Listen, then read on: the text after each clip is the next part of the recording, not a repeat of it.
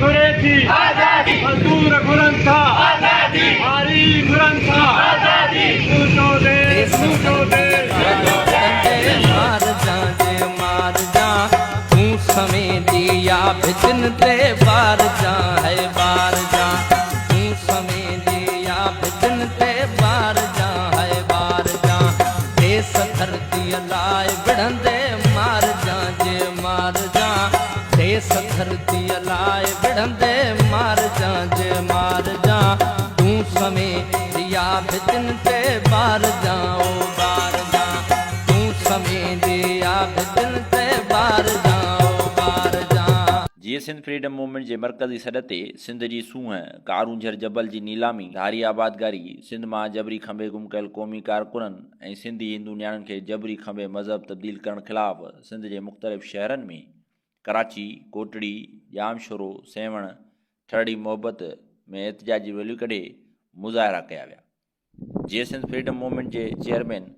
सुहेल अबड़ो ज़ुबैर सिंधी ऐं ॿी मरकज़ी क़यादत जो चवणु आहे त असां कंहिं बि सूरत में सिंध जे क़दीमी मागनि सां हथ चरांद बर्दाश्त न कंदासीं। कारूंझर जबल सदाईं रूपले जी घाट जीअं ऊचो रहंदो। उन्हनि सिंध में वधंदड़ धारी आबादी ख़िलाफ़ सख़्तु नारेबाज़ी कंदे चयो त सिंध यतीम खानो न आहे जो कॾहिं बिहारी कॾहिं बंगाली त कॾहिं बर्मी अफ़गानी लुटेरनि खे सिंध में आबाद कराए सिंधी क़ौम खे अक़लियत में तब्दील करण जी कोशिशि कई पई वञे।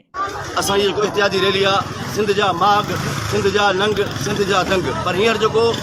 हलंदड़ इशू आहे एबल ते आहे पीपल्स पार्टी गवर्नमेंट जेको 2500 साल अरब यानी दुनिया जो वजूद रहो पहिरियों जबल जेको आहे साइंस जी तहक़ीक़ मुताबिक़ उहो असांजो कारूंझर जो जबल आहे। उन कारूंझर जे जबल में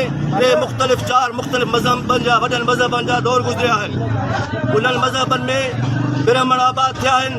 ऐं जेके बुद्धमत आबाद थिया आहिनि हिंदुइज़म आबाद थियो आहे ऐं इस्लाम खां अॻु में बैतुल मुक़द्दस अवल हज़रत ईसा जे दौर में जॾहिं काबा अवल बैतुल मुक़द्दस हुयो उन टाइम जूं मस्जिदूं बि कारूंझर में मौजूदु आहिनि। जेको सिंध गवर्नमेंट पंहिंजे वाठनि सां गॾिजी करे FW खे उहो ठीको ॾिनो आहे उहो ठीको ॾिनो आहे तव्हां कारूंझर खे कटे खणी वञो छो जो ही सिंध त आहे ई पीस केक आहे पीपल्स पार्टी गवर्नमेंट जे लाइ। असां हीउ जेको आहे सो 4 तारीख़ ते हिननि उहो जेको टेंडर रखियो हो असां पास कंदासीं या वाक लाइ माण्हू घुराया उन जे ख़िलाफ़ असां जेके सो जीअं सिंध फ्रीडम मूवमेंट जे अॻाण मुहतरम सुहेल अबड़ो जे ऐं ज़ुबैर सिंधी जे आवाज़ ते लबे करे उथिया आहियूं ऐं पूरी सिंध में असांजा मुज़ाहिरा हलनि था पंहिंजो रत सत ऐं पंहिंजो वजूद बचाइण ख़ातिर असां सिंधी क़ौम खे अपील कंदासीं असां तव्हां खां वोट कोन था घुरूं महिरबानी करे तव्हां असांजो साथ ॾियो ईअं न थिए जो अलाह करे जो तव्हांजे घरनि में धारिया सुभाणे घेरींदा आहे। पीपल्स पार्टी गवर्नमेंट तव्हांजे घरनि में उहा तव्हांजी मर्ज़ी आहे ख़ुदा खे मञियो उथो पंहिंजे वतन जी मालिकी कयो अफ़गानी पठान पंजाबी खे तव्हां उन्हनि जा सहूलियतकार न बणिजो छो जो सुभाणे तव्हां वटि रही करे तव्हांजा महिमान थी तव्हांजे बचनि जा गला कटींदा जेके वाक़िया हलनि था कल्ह बि कराची में वाक़ियो थियो आहे चोॾी हैदराबाद में वाक़ियो थियो आहे चोॾी तेतिरो थियो आहे जो सिंध पुलिस जेका असांजे लाइ क़ौम परस्तनि जे लाइ उस्तादनि जे लाइ मुड़ुस माण्हू हूंदी आहे उन जे SHO DSP खे गार्मेंट्स M15 जे अॻियां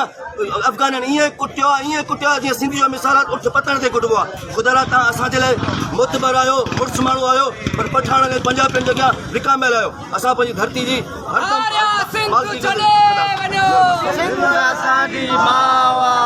ऐं सिंध अंदरि मासूम नाबालिग सिंधी हिंदू नियाणियुनि खे जबरी खंबे मज़हब तब्दील करे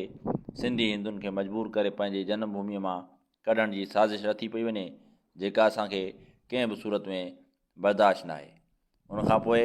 राति जा रहज़न बंदूक बरदार राति जे वक़्तु सिंध जे शहूर उस्तादनि सियासी शागिर्दनि क़ौमी कारकुननि खे बंदूक जे ज़ोर ते खंबे गुम करे पंहिंजे हुकूमत खाननि में वाड़े रखे बाद में कूड़नि केसनि में घुर्बल ॼाणाए तहवील में रखियो थो वञे।